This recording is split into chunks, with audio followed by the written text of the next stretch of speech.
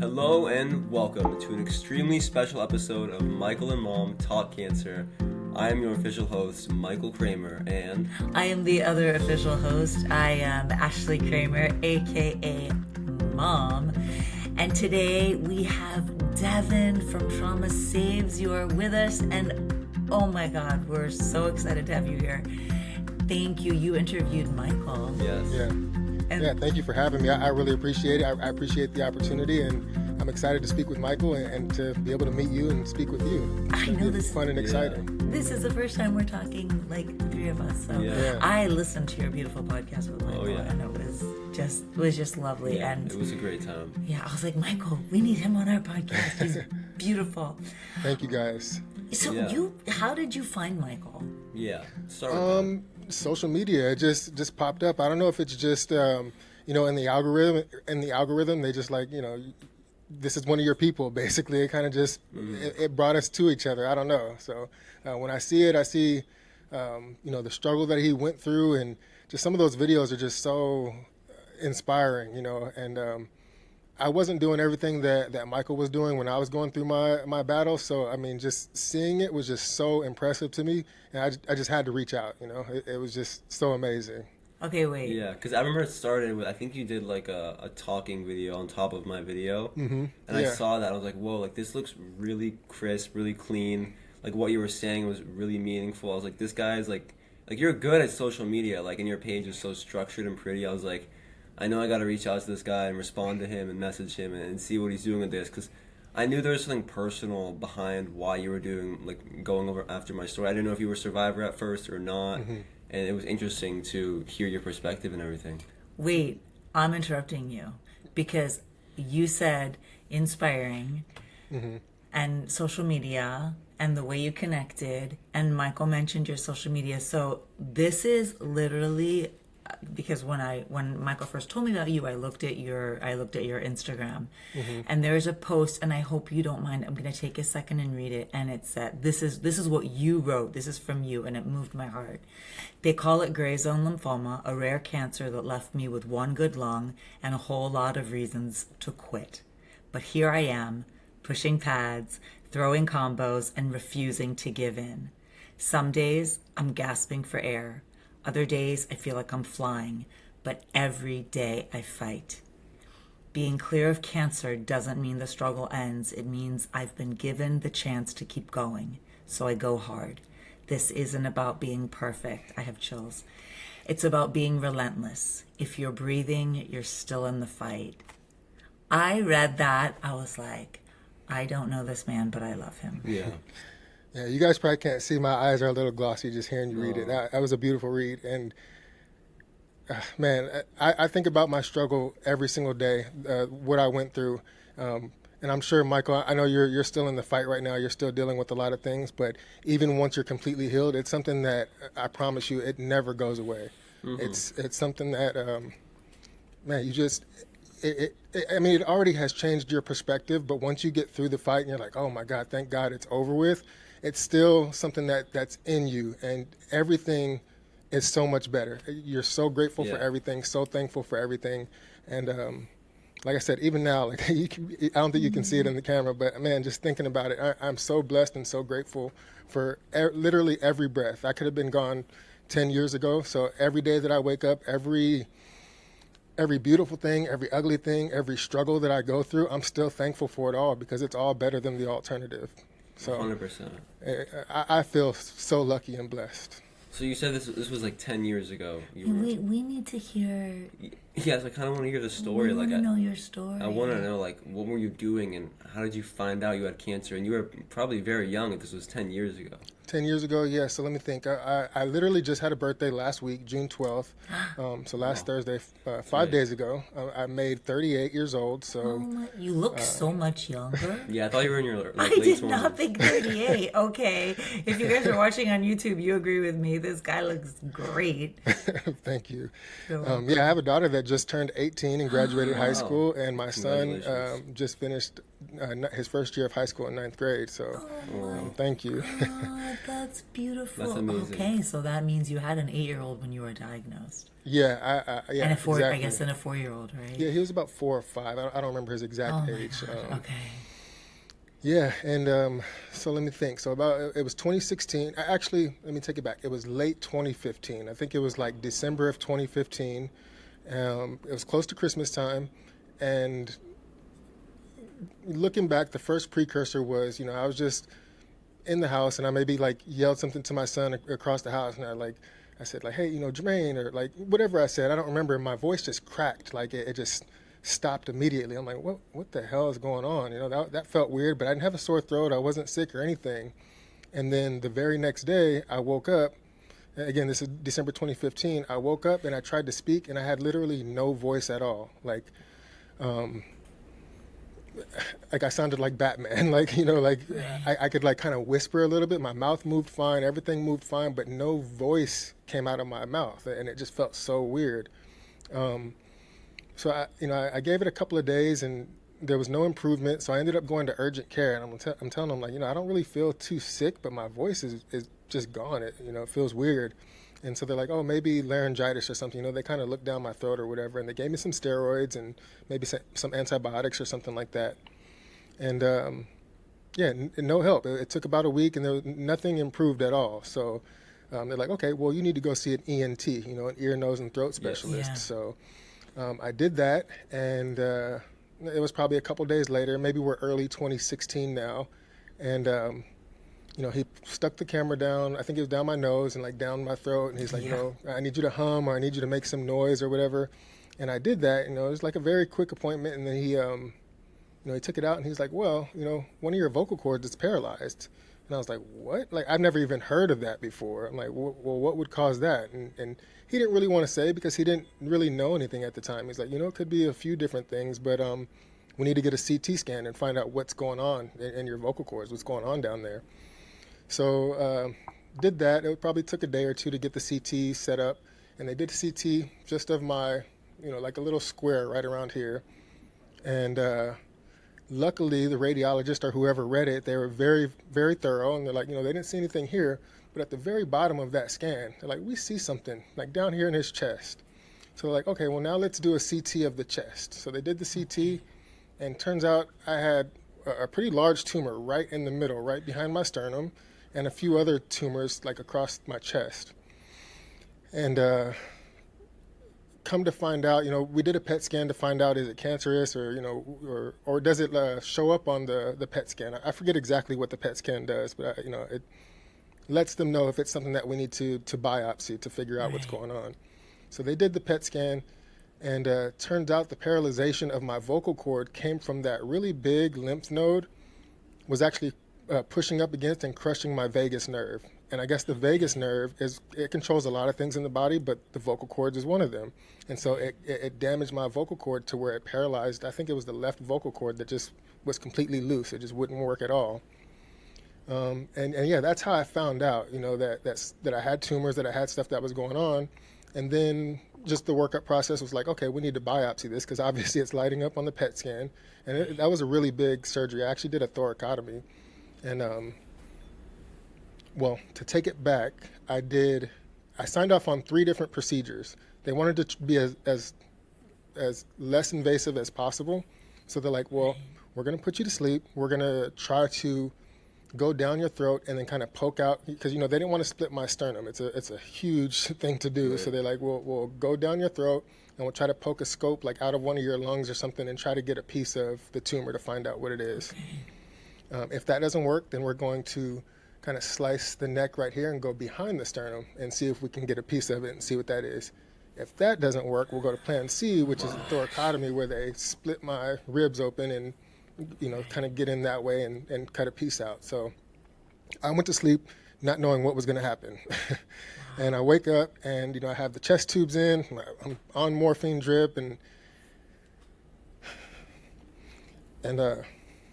my mom and my grandma are there, and you can just see it on their face, and I guess the doctor had already told them, but He came in after once I recovered, and I kind of woke up, and he let me know that it is cancerous, and we'll have to address it. So from that point, we just kind of made the appointment with the oncologist and just took it from there.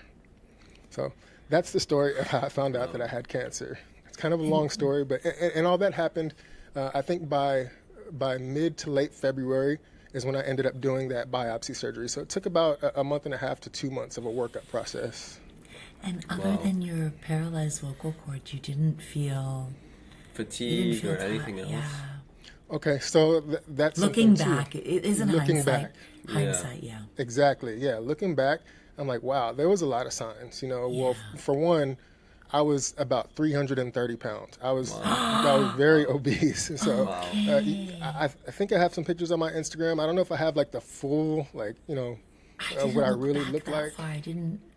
Okay, I have to look. Well, also, I didn't really like the way I looked, so a lot of my pictures were like headshots. I wasn't showing my body as much, but I was a pretty big guy. I wasn't living the healthiest life. I wasn't in the best relationship in my life. There was a lot of things that were just going on in my life that were stressful, very, very hard on me. But looking back, now that I know that at that time I was dealing with some cancer, I'm like, okay, well, some of this stuff was probably due to cancer. Like you said, the fatigue, the crazy fatigue, the profuse just sweating out of nowhere. Yeah, It was like, yeah. what the hell is going on? Waking that up with too, night yeah. sweats. Yeah, all the time. Michael too. Yeah, so things like that. I didn't really have digestion issues or anything like that. Mine was a blood cancer in the lymph nodes. So, Yeah.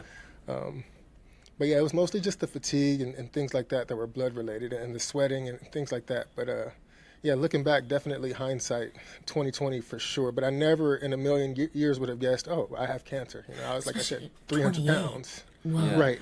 Right. But So many young. factors, right? So many Yes. factors. So many factors. Yeah. And when you were diagnosed, like, did they give you a plan, or you had to wait another like few weeks or months to start treatment? Like, how did that go? I'm trying to think when they found out exactly what type of cancer it was. I know they knew that it was cancer with the pathology. I don't think I found out when I woke up in the hospital that time, but by the time I went to see my oncologist, he told me, this is what we call gray zone lymphoma. And it's something that most people have never heard of. Obviously we have the Hodgkin's and the non-Hodgkin's. Right. But with the gray zone, my oncologist even told me, he's like, I've never treated this before, so I don't have any prior cases of treating this type of cancer. So he wanted to work with the chief of oncology over at the UCLA Medical Center. His name is Dr. Sven DeVos, I believe. Okay. And I got to meet him a couple of times. He was really amazing, but I guess the two oncologists kind of worked hand in hand to figure out what type of chemo that I was going to do. And Dr. DeVos had done it a few times or several times. So I think it was called EPOCH, E-P-O-C-H was the regimen that I ended up doing. I know there's a bunch of different kinds, but luckily for me, it worked. It was a very aggressive chemo. It was very tough, but we got through it and it worked the first time. And I'm blessed. I'm lucky to have gotten it out of the way as quick as possible.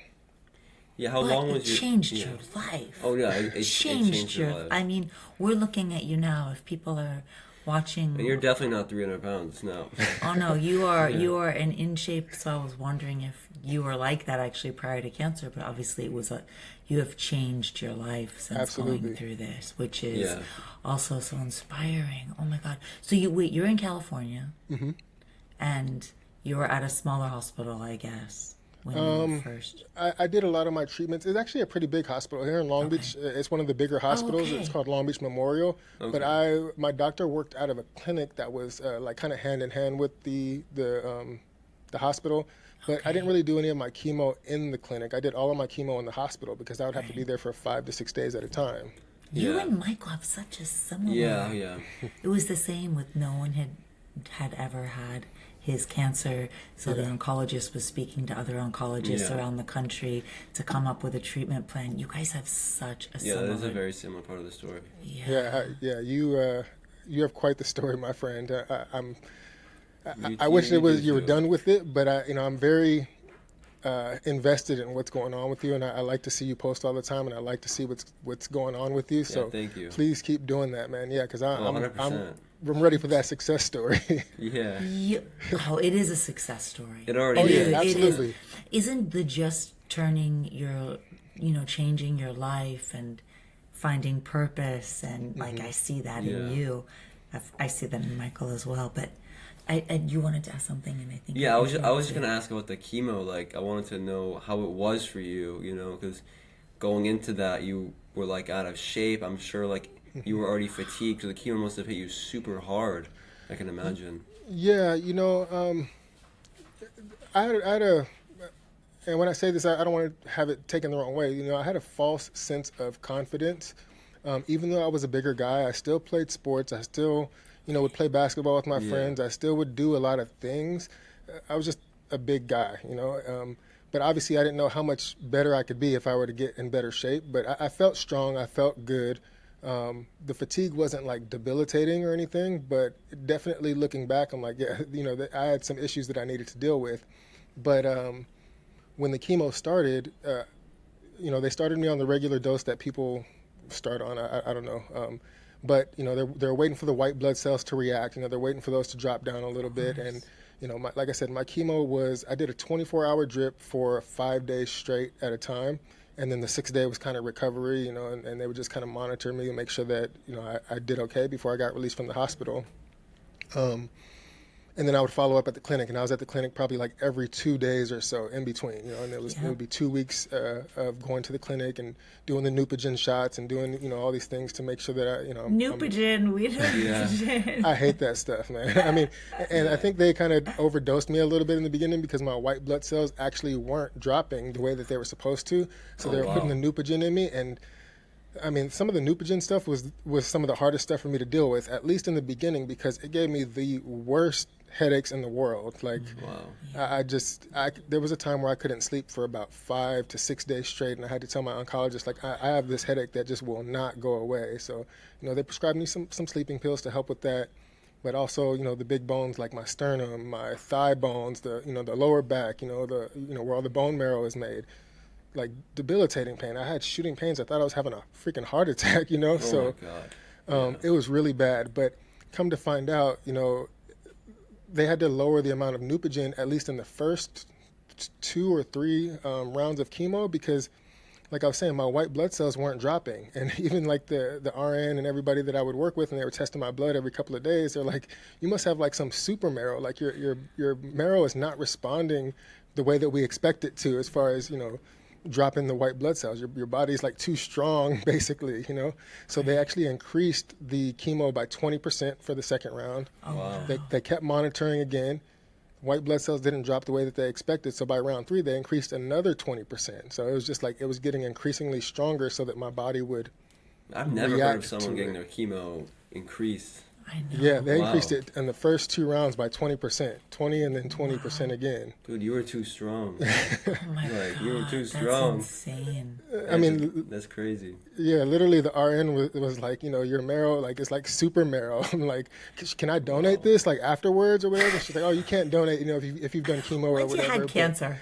yeah. Once you have cancer, you can't. But wait, donate it. then they didn't Sucks. lower the dose of Neupogen? Because I know with Michael, they didn't even start Neupogen until they were sure the chemo was working. So he didn't start Neupogen right away. Yeah, it was a little bit mishandled, I think. Okay. They did eventually lower the amount of times that I was doing Neupogen. They weren't just doing it by default anymore. Like I think in the beginning they're like, this is just part of the process. Again, my oncologist had never treated it before, so I think they're like, we'll do chemo and then follow up with Neupogen for those 2 weeks in between, and then do another chemo and then follow up with Neupogen in between. So with all the bone pain and everything that I was having, it took a little while to figure it out and get it managed. Wow. All right. So how long did you go through chemotherapy? Yeah, How that's long? that. Yeah. So I started in March of 2016, and I believe I was done by July of 2016. Okay. So it was only a couple of months, 6 rounds, Yeah, like really, I said, yeah, 3 really weeks. similar to me. Yeah, Similar, yeah. but then you had a bone marrow transplant. Yeah, similarly, yeah, because I had like 3.5 months of chemo and then the bone marrow transplant. But 6, that's similar to my husband. He had six rounds, 1 inch remission, but he relapsed. So I'm assuming you have not. I've had no inkling of relapse, thankfully. That's great, great news. Amazing. And I didn't have to do the bone marrow transplant. I was really worried about that. I'm really sorry that you had to go through that. I heard Look, that it's really rough. yeah, I mean, it kept me alive. Yeah. I'm here, so Yeah, because people who don't get the bone marrow transplants with my cancer never make it. So, yeah, you know, it's kind of like really not much of a choice there if I wanted to live. So, wait, Right. so Yeah. you finished treatment summer of 2016.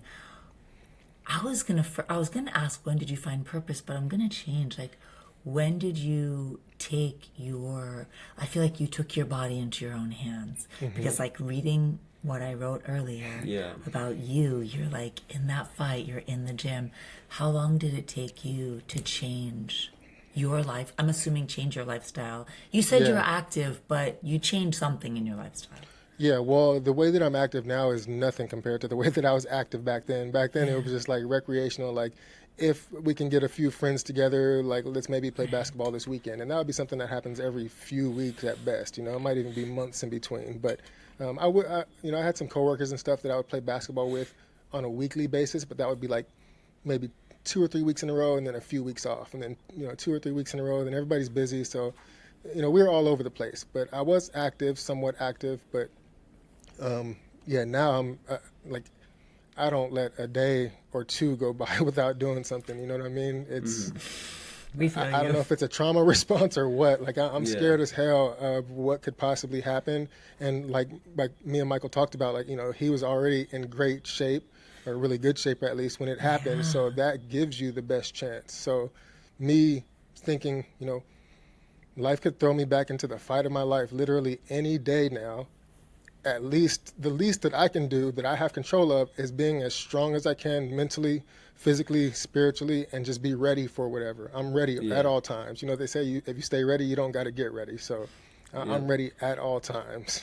That reminds me of the David Goggins. There's a David Goggins video where he talks about, like, someone asks him why he trains so hard, and he's like, I'm training for life so I can be the toughest person ever, so when this happens, I'm ready, or that happens, I'm ready, and that just reminds me a lot of that strength that you have.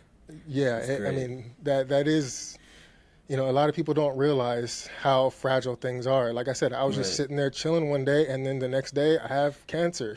Like it Yeah. can come out of nowhere, and you got to give yourself the best chance. You got to just understand that at some point all of us will experience some sort of trauma. And you just have to be as prepared as possible for whatever type of trauma that may be. You could be standing on a corner or be sitting at an intersection and some drunk or some crazy person comes and rams you, and you're physically injured, or you can't do anything. The least you can do is be strong and ready to fight whatever comes your way. Did it? So I'm still gonna go back. Like, did that happen for you? Like right away? Like Yeah. after you were diagnosed, So- you started? No, no, no, no, no. I didn't answer your question. no, you didn't. But Yeah, you I did. love what you answered. I Yeah. totally love what you answered. But I'm just wondering, was there an evolution, or was it like diagnosed with cancer? I've got to take this. Like I have to take some because you know what? You took responsibility. Yeah. And again, it never, ever in the world ever blame, but you still took responsibility for your health, which I think everyone can do. You don't want to, can't blame this cancer on anything except No. bad luck. Can't Right. blame your cancer on anything except bad luck. Right. But then you can take the responsibility to take what you can control. Exactly. Yeah. So for me, I mean, I want to say it started almost immediately. Okay. It wasn't obviously instantly, but I was still in between chemo cycles, and I started jogging at the park. I mean, Nice. I was dying, but I started jogging at That's the park. impressive. I started, jogging maybe a mile at a time. Of course, I would stop and walk. Again, I was 300 plus pounds, but the thought of my kids having to tell the story about how their dad died of cancer, like it killed me on the inside. And that is most of the time what drives me every single day. Like I have obligations in this world. My kids were very young at the time, and you guys know this world is crazy, and it's getting crazier by the day, right? So there's so much that I feel like I had to teach them, and I felt like if I died in that moment, or if I died that year, or whatever, that I would just lose the opportunity to teach them all the things that I want to teach them. And I could try to cram everything in these last couple of months, if that's how long I had left to live. but they're too young. They're not going to understand any of that. So it's stuff that had to come with progression of their mental development and just their life in general. So I'm like, I have to be able to be here, not just when they're 5 and 8, but when they're 10 and 13, and when they're 15 and 18, and when they're 20. You know, I have to be here. And if I'm not going to be, I'm going to try to leave as much as I can to prepare them for the world, because that's my number one priority, is making sure that they're as prepared as possible and that they're contributing members of society, that they're good people. That's what matters to me more than anything in the world. What an example you are. What an Yeah. example you are to your kids, because that's how kids learn. They learn by your example. Exactly. And Yep. you are a shining example. You can tell them what to do, but if you don't do it too, Yeah. Right. It doesn't work. You know, we were just talking about that this morning, that there was a great study that came out, a research study at ASCO, and they were talking about the impact of fitness and having a workout program on cancer. And there was a study with like 900 participants with colon cancer. It was a very specified study. But of course, that translates to so many other things. Right. Did anyone give you the message, or did you just know? I mean, 2016, I think we all know we need to be taking care of our bodies. But did anyone give you that message, like an oncologist, a doctor, or you were like, I just need to do this? There was a point, you know, I don't think it was during my cancer battle, but, you know, just a regular physical checkup that I was having with my primary care physician, and I was over 300 pounds. And again, I felt like I was okay. I was always told that I carry the weight well. You know, of course, I didn't really necessarily like the way that my body, or I didn't love the way that my body looks, but I'm like, you know, I'm a big guy. This is what I am. But she's like, you know, you need to get yourself in shape. Like, you know, you're over 300 pounds. I'm like, really? Like, I feel okay for the most part. And she's like, yeah, you're over 300 pounds. Like, you're way over what the weight limit is for somebody of your height. You know, and I'm pretty tall. I'm like 6'3", 6'4". I had a feeling. yeah. And she's like, you know, but you're still way over the weight limit for what your body size is or what your height is. So that was something that I kind of took a little personal. And rightfully so. You know, she's a doctor, and she doesn't have any personal vendetta against me. She just wanted me to be healthy. So, and I think that was before cancer. But again, once the cancer happened and it became real to me, like I could really die here, you know, and my kids can be left without me. That was all that I needed. Like, it's like I told you, like I told Michael, you know, every single day I think about it. Like, it's not cliche. It's not just something I'm saying. Like, every single day, even if it's just for a couple of minutes at a time, like, I think about the fact that I survived cancer. I think about the fact that it could come back again anytime. When I'm debating, should I go to McDonald's or have some fast food, or should I just make something at home? You know, those are the things that help me make better decisions on a daily basis. I'm kind of tired. Do I have to go to the gym today? Hell yeah, I have to go to the gym today. Like, Right. I have to work out. I have to do something, because again, life will throw you in a battle that you're not prepared for. And I don't want to have the excuse and say, I should have known better, or I didn't know, you know, whatever. Like, I know how fragile life can be, so I have no excuse anymore. I have to do my part. That's like that is the, like, that's one of the gifts of cancer. You know, Right. everyone is like, you know, F cancer and cancer sucks and it's horrible. And I'm like, It's a great teacher. It's like anything. Any of the suffering we go Yeah. through, it's always a great teacher. It's a great wake-up call. It really puts life into perspective when you survive cancer. Absolutely. And you know, not just cancer. I know cancer is personal to you and I, Yeah. but that's the whole meaning behind why I started my whole social media thing. Trauma Right. saves. which we need to talk Yes. about too, of course. The trauma, Yeah, the talk trauma about it. of cancer literally saved my life. You know what I mean? Yes. Like, if I wouldn't have went through that, I would have kept not taking care of my body. I would have kept disrespecting my body and not doing what I needed to do to protect myself and to prepare myself for life and to be a better example for my kids. So literally, the trauma of cancer saved my life and completely turned it around. And I do feel like a completely different person because of the trauma that I went through. And I feel like that's the message that I want to pass along is no matter what you're going through, no matter what type of trauma you have, if you process it correctly, if you use it correctly, it can literally save your life. You have to process it, and you have to find the silver lining in what you're going through and use that as your catalyst for strength and, you know, for growth and transformation. And we all can do it. Anybody can do it if you process it correctly.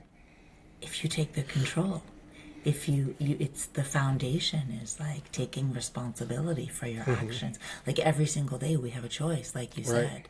We can choose McDonald's, or we can choose to make healthy food at home, or go to the gym, or not go.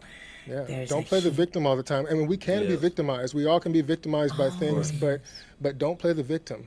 You know, own up to what has happened to you, and use that. You know, like use it as a lesson. Even if it's something that you could not have controlled, you still have a lesson there that you can take from that. You could be more prepared. Maybe you made an uninformed decision, but learn from that uninformed decision and don't do it again, you know, or prepare yourself for those types of things. So there's just all kinds of things that we can do on our own if we take responsibility and take control of what we can.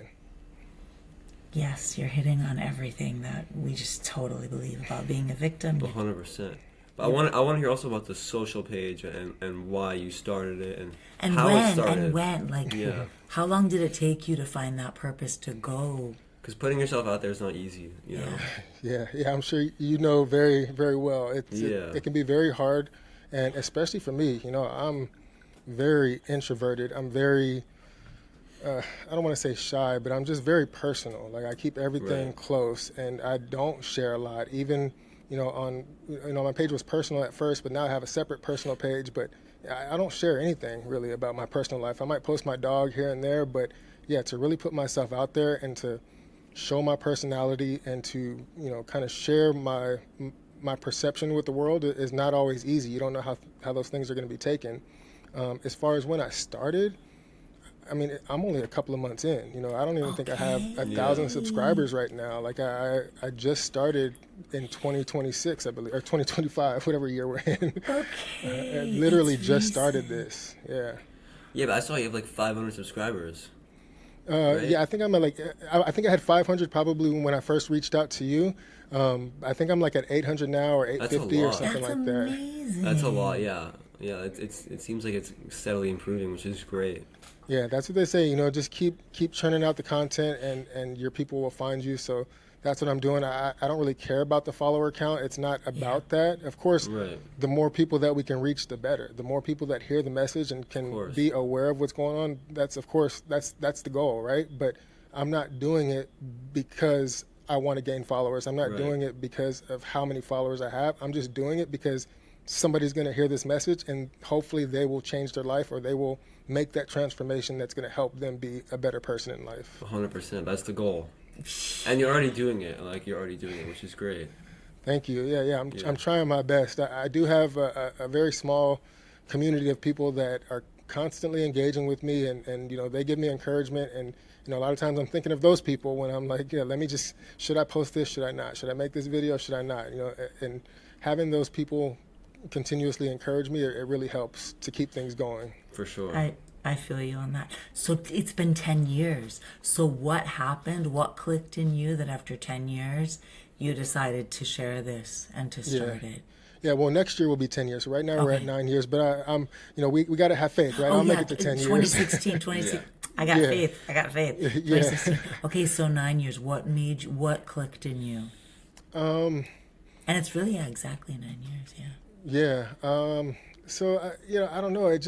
I've always felt like I've had a message to share. You know, I've always felt like I've had a perspective that could help some people, and I would help, you know, people here and there that are close to me. But once I really got my life together, and you know, I was able to lose all that weight. You know, I lost over 100 pounds, and people started asking me like, what did you do? You know, what changed in you? What made you want to better yourself? And cancer is obviously a huge part of that. So I had to start sharing that with people, and then you know, the more that people would tell me that it's inspiring, like you should start a podcast, you should write a book, you should share this. You know, I'm just like, they're just BSing me. You know, they're just being nice to me or whatever. But I mean, so many people that are close to me have said that. So I'm like, well, let me just try it. You know, I like I said, I got myself in shape. I feel a little bit better about myself.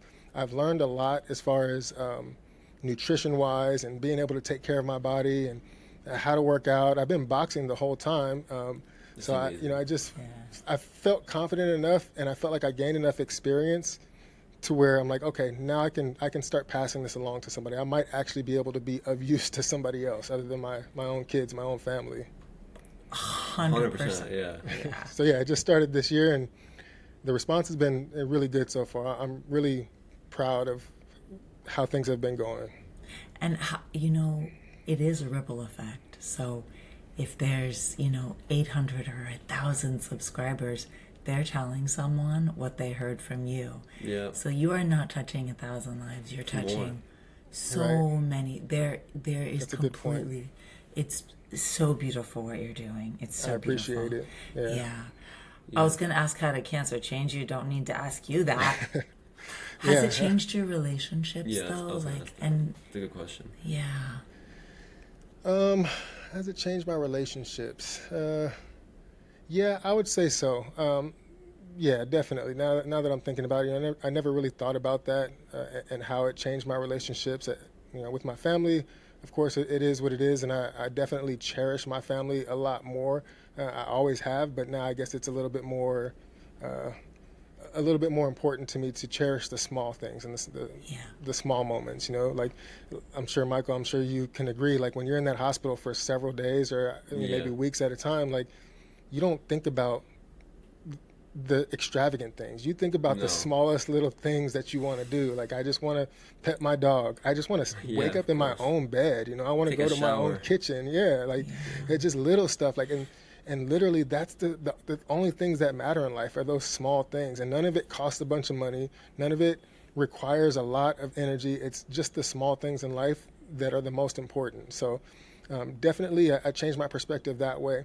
But relationship wise, like I said, I was in a pretty bad relationship while I was going through cancer.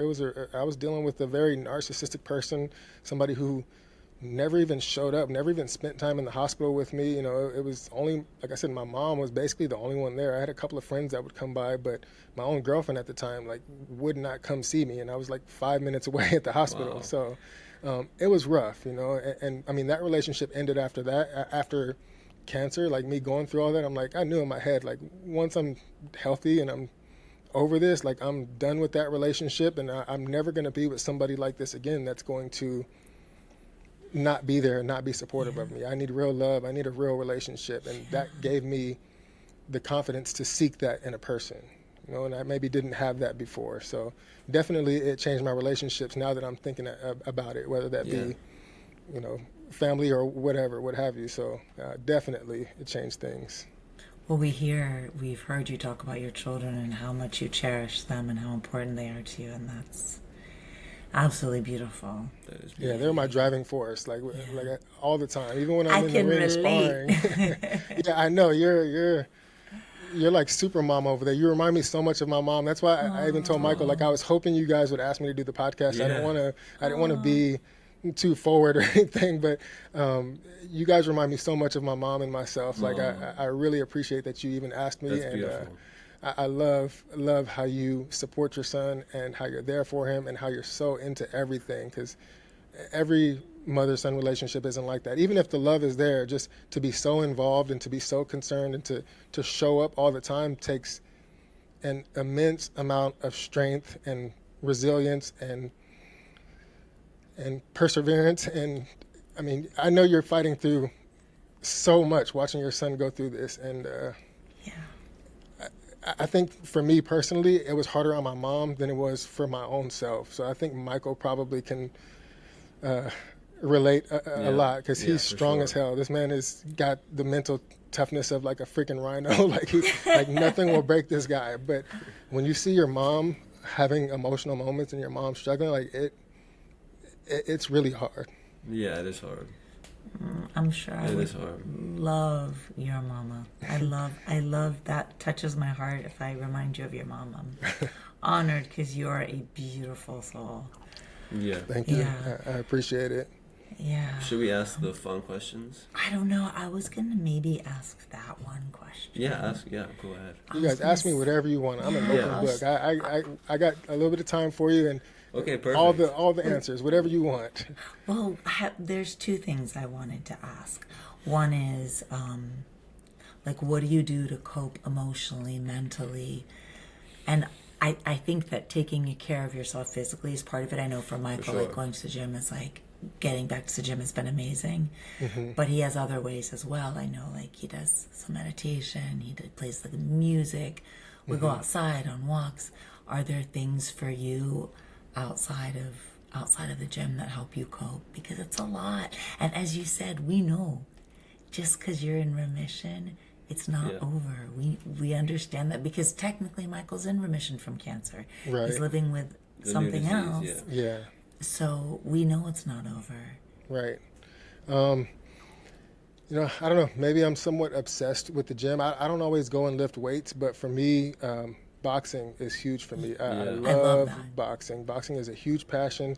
It takes so much mental capacity to get through the workouts or to get through sparring that it kind of frees my mind, and it's very challenging physically and mentally. So that's something that I love to do. It never really feels like a task to go and do that, and I always feel good after punching the bag or punching a person or whatever you have. I also do some meditating. I also do some reading. I usually go for like the self-help books, or I'm a really big fan of Marcus Aurelius. I read his meditations book, and it's a really good one. His mindset is very similar to mine, so it's crazy to see that across centuries that the same mindset can kind of help you through life. Doesn't Like I said, it's not about any particular unique situation. It's more about life in general and just having that mindset and how you deal with life. That's the book Meditations, right? Meditations, yeah, that's Yeah, I the think I that's the read one it in that I high like. school. I think we had to read it for one of our classes.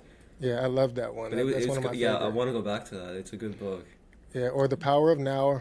The Power of Now by Eckhart Tolle is a Yes, really, I love really that good book. one. Yeah. That one kind of helped change my life as well. I really love that book. I love I really like the Eckhart book Tolle. Can't Hurt Me by David Goggins. That just motivated me. Such a Yeah, good book. David Goggins in the beginning, he seemed kind of arrogant, and I didn't really like him that much. But the Right. more I started hearing from him, and this guy kind of reminds me of some of the stuff that some of my perceptions on things. I'm like, let me kind of dig in a little bit more and see what he's really about. And it seemed fake at first, but I think he's really about it. And I'm a really big fan of Me too. his mindset a Me lot. too.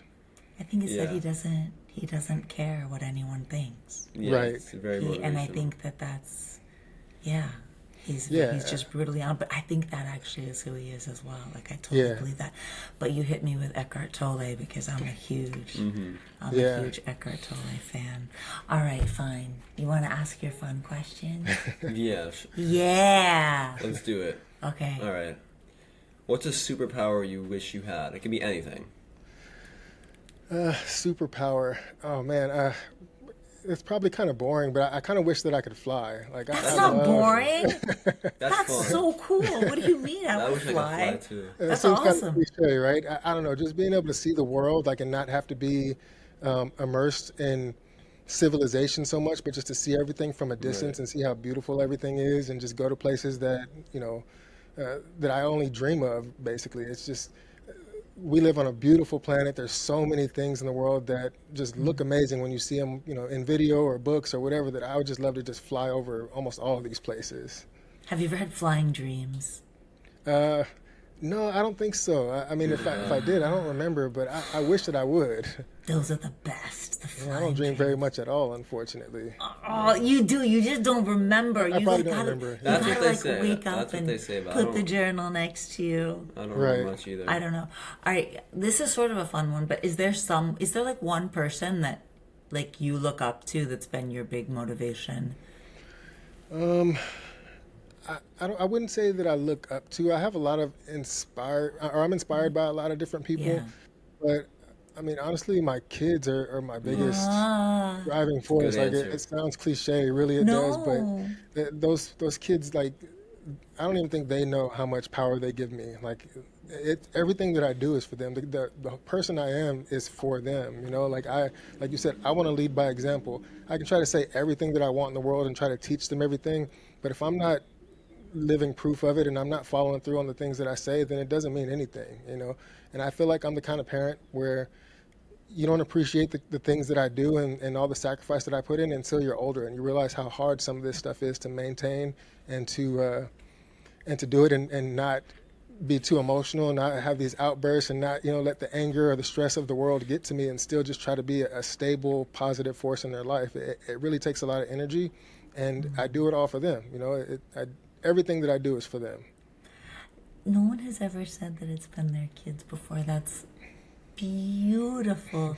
And I will tell you, when they become a parent, don't you think, I feel like when I became a parent, I loved my mom so much before, but like when I became a parent, I really like appreciated everything she did. Yeah. I think, but I'm sure, 100% sure your kids appreciate you. You're just a shining light. I'm sure they appreciate you. Thank you so much. Yeah. My mom being a single mom, I grew up without a dad, so I just knew that I never wanted to be in that situation where, they just have to wonder what was dad like. And that was actually another reason why I started the social media stuff, because like I said, I wasn't posting very much, but me being able to kind of step into this purpose, it gave me an opportunity to share my mindset and my perception with them. And I'm hoping, I think that stuff will live on the internet forever, So again, like I said, if I were to pass for any reason, it could be a crazy accident or, cancer or some other illness again, I would want them to be able to go back and be like, oh, this is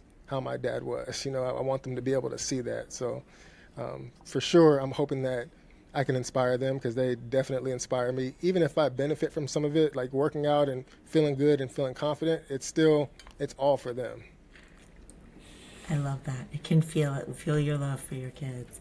All right, your turn. I'll ask the deep question.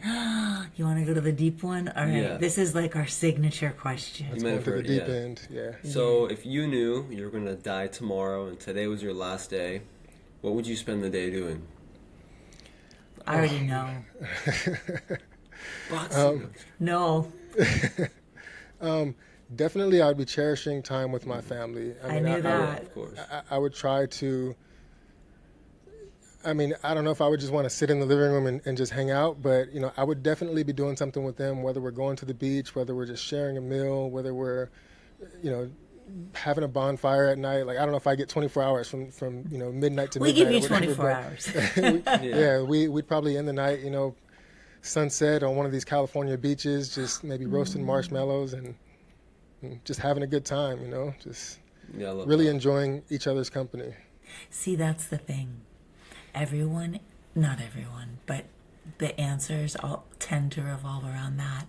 Everything that people think that they want in life, in the end, we all want connection. We want time with the people we love. We want time with the family. Like, we all say that on our last day. It's not that we want to be, we don't care. We're not counting our money. Right. We're not looking at our clothes. Right. Nothing like that. So that's beautiful. I want to You're just 100% correct. Yeah. I knew when Michael asked, I'm like, I know what his answer is going to be with those kids, and your mama and your family. But Yeah. is there a question? Is there something you wish that we'd asked you, or a lasting message that you want to share? I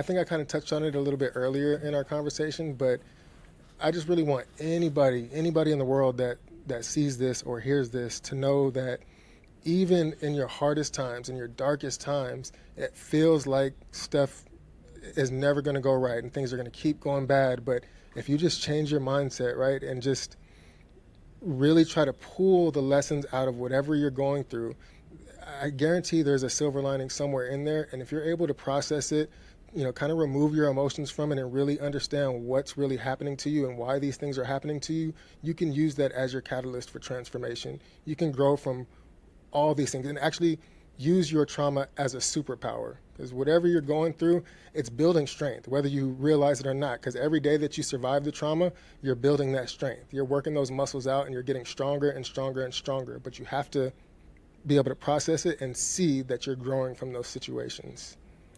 And everybody has it in them. Yes. 100%. I love that.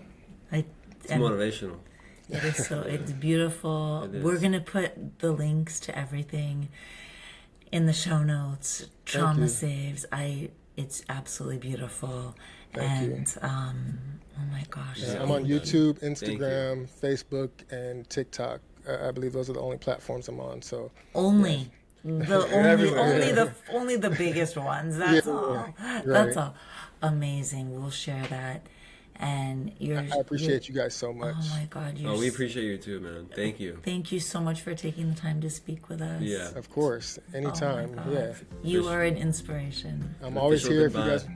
guys. Thank you. Yeah, I'm always here anytime you guys want to reach Yeah. out, and I'll continue to support Always. you and be a part of your journey. So thank We you will. again. 100%, We will dude. be in touch. We will be in touch forever. This is it. sure. We're bonded. Yes. Thank you guys. I really appreciate it.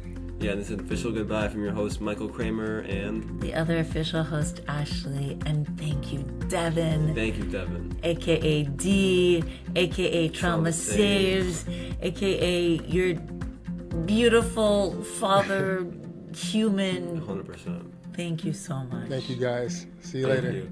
Bye.